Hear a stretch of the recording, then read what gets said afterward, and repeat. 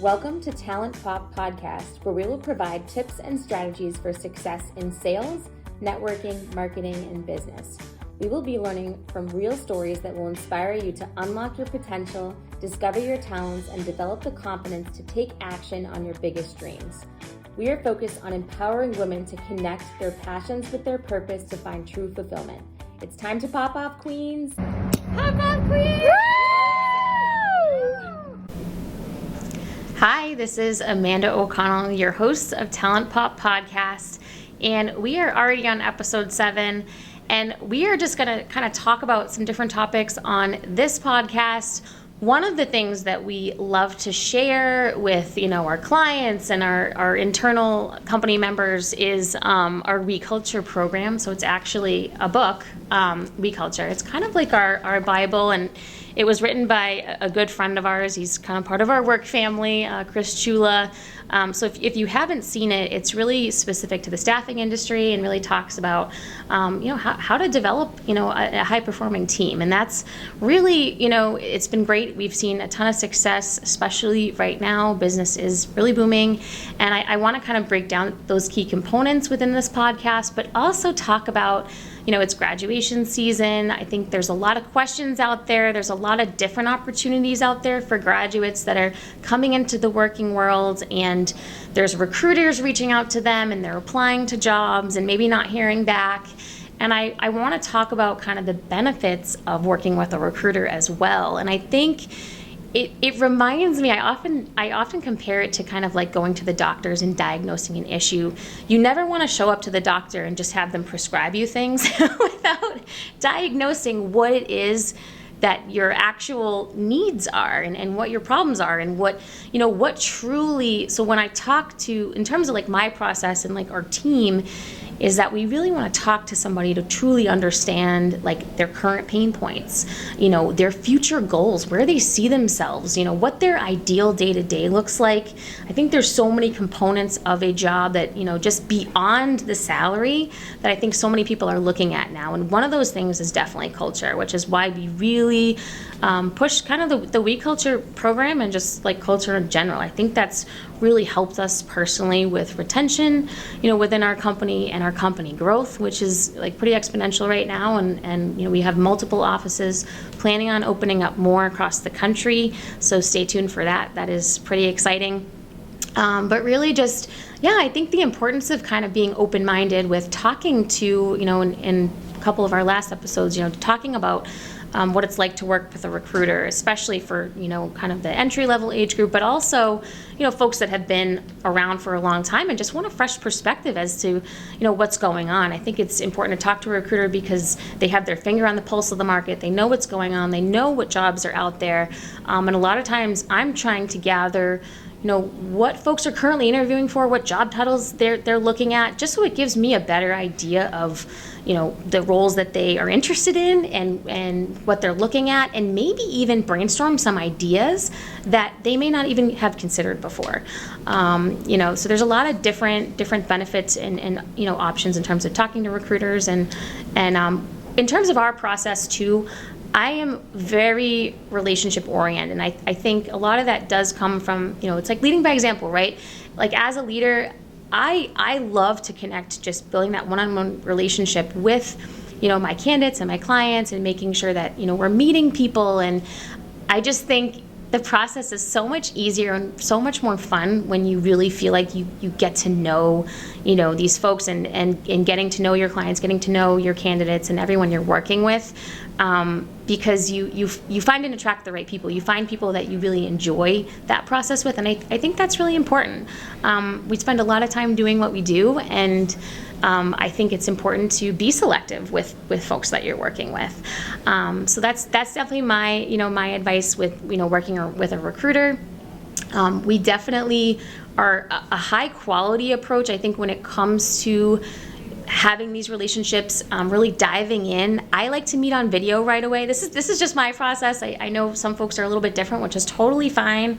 I just find that I like to jump on a video right away so that I can have that face-to-face relationship with somebody. I can really get to know them. We can share, ideas back and forth, and really get to know. The more that I get to know somebody, the more I can really find that right fit. Especially when I'm trying to pair a hiring manager with a candidate, knowing their personality is so key. And a lot of times it's so far beyond what is on the resume, but more who jives with who gets along with who. And at the end of the day, that's what it's about. You're going to have to be working with your team and your people every single day and really enjoying that process. So that is really, I think, what sets us apart. And a lot of our folks are really, we always talk about this concept is proximity is passion. I see this internally with our company. When folks are having a lot of success, typically they're in the office shaking, we call it shaking and baking. They are working together. They are hearing that, one team talking to a candidate, and they want to meet that candidate because they feel that energy and they hear that conversation and they want to be a part of it, and they say, wow, that person sounds awesome.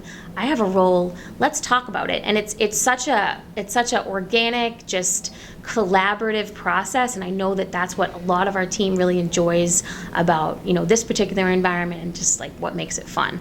The last thing I want to do is sit behind a desk all day trying to compare resumes to jobs. To me, that's not exciting. I think the magic lies within that that certain je ne sais quoi that you can't find in a resume alone. So that is the importance of, I think, meeting and just really just getting to know your people and building that trust.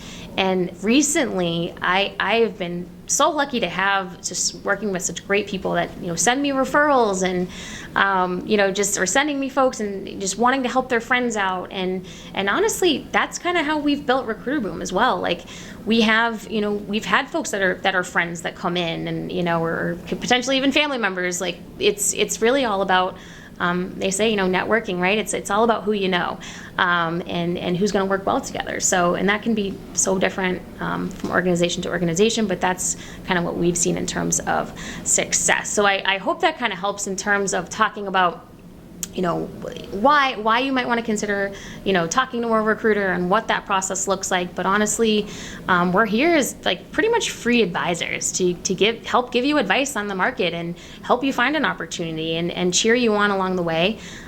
So obviously we love what we do, so we want to continue to do that, and it's served us very well. So in terms of hiring, I think this is true for us internally. Obviously, we're hiring, we're growing. We just hired a teammate last week. It's happening very fast. And I think in this market, this is kind of the name of the game right now. A lot of our clients are hiring quickly. So we always make sure, and I would say, like, in terms of our team, I have to brag on them a little bit because our time to fill is really fast. We want a quick yes or no, just so that we're saving everyone's time, and for essence of, folks have other opportunities going on. We can't be blind to the fact that folks have 5, 10 other opportunities that they're looking at. So I think that relationship on the front end that we talked about really helps us move that process along and really understand these matches quickly, so that when I talk to somebody, the minute I get off, or I might need to brainstorm for a minute, but I want to have an idea, almost right away, as soon as possible for them, because I took the time and the energy and the effort to get to know what they're truly looking for.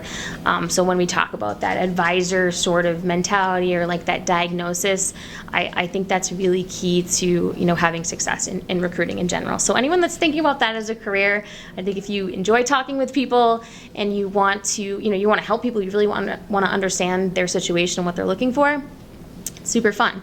You're basically a matchmaker. So so that's kind of the lay of the land in terms of like our company and success.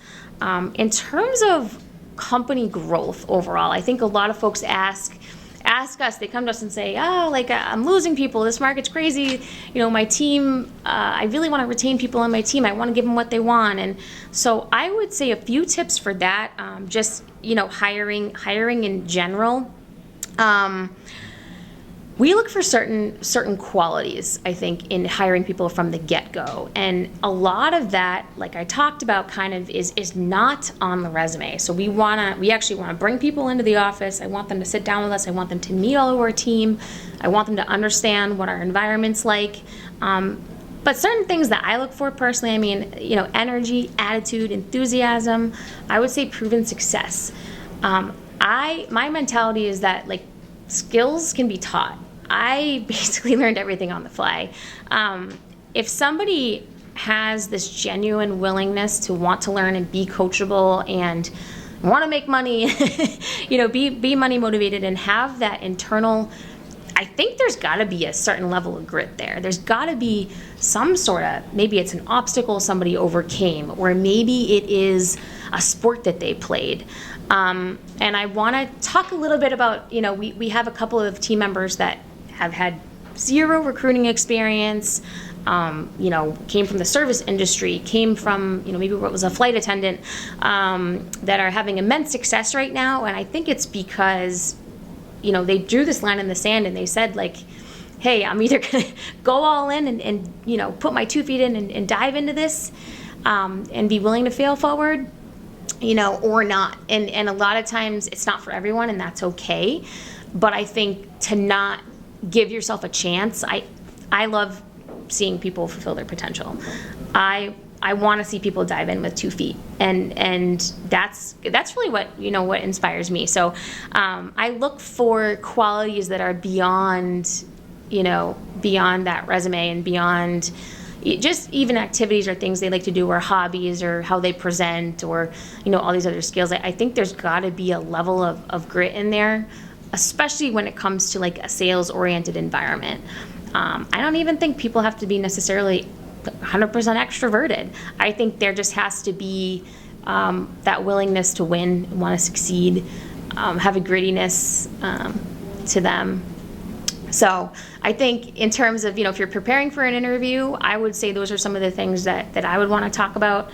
I actually have a personal story where I actually was going for one of my dream jobs in Chicago when I moved out to Chicago in my mid-20s.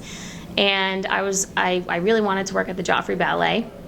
And so I remember I clearly did not have all of the things listed on the job description. So don't let job descriptions scare you, because I basically ignored the job description and said I would really like this job. I could see myself working here and all of those things. But I actually didn't have nonprofit experience, and that was one of the key things that they were looking for. But I did go in there and I presented myself to the best of my ability. I shared all the experience I did have, the marketing experience that I had, working for a variety of companies, what I can bring to the table, but most of all, passion. And I think that can't be overlooked.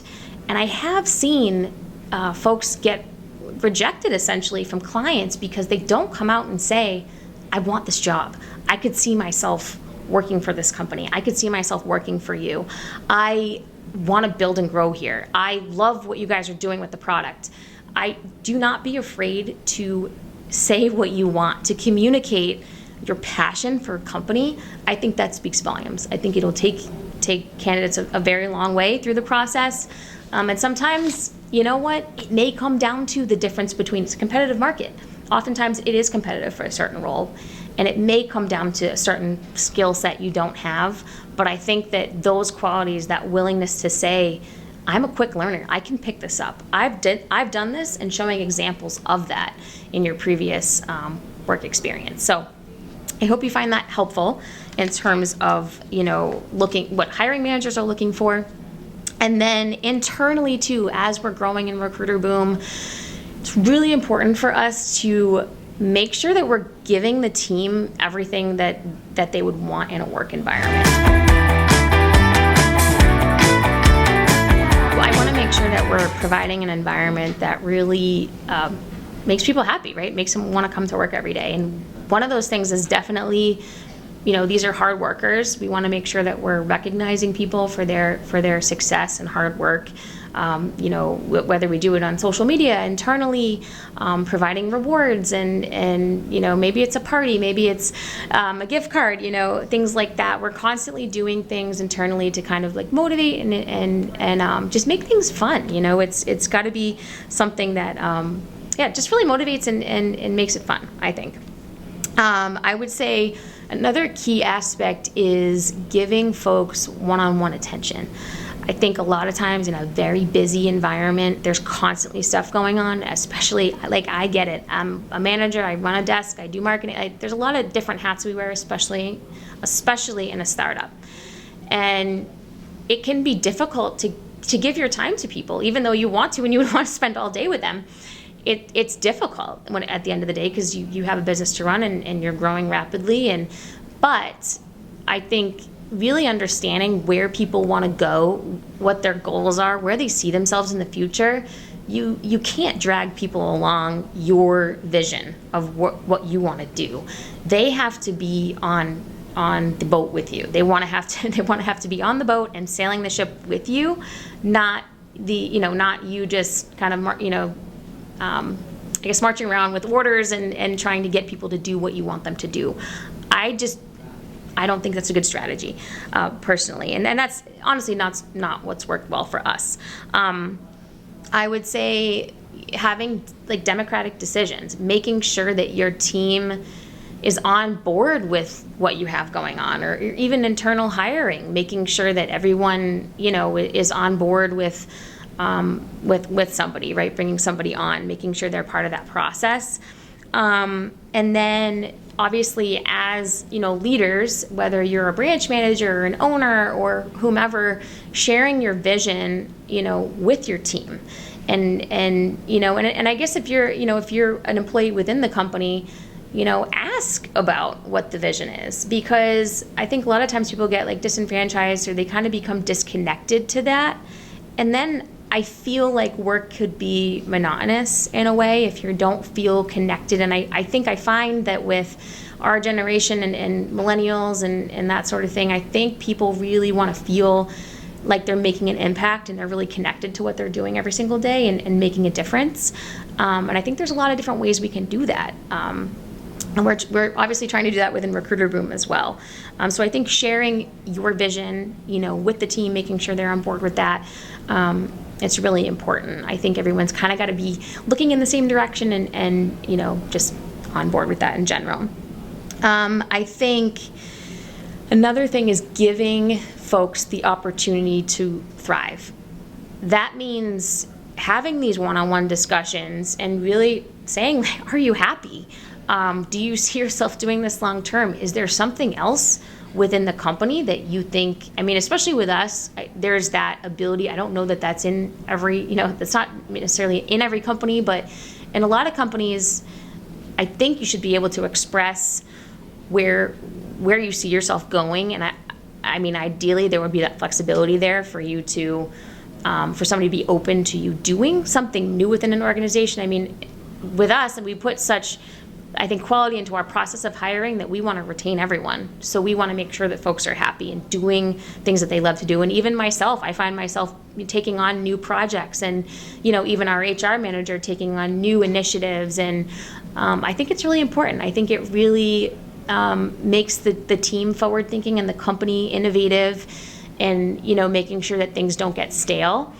I think passion is very, very key to making things work and to growing a company. And, especially as entrepreneurs, if you don't have passion for what you're doing, you're not finding the joy or finding the excitement in the day-to-day, that's going to be an issue. So keeping things fresh and giving your folks opportunities to really thrive within your organization. And that may mean a little bit of shift here and there, trying new things and different approaches. And, even with us internally, like trying out different meetings and meeting times, and, figuring out different workflows and different, we have a company may have a board that they refer to, keeping track of their candidates and things like that.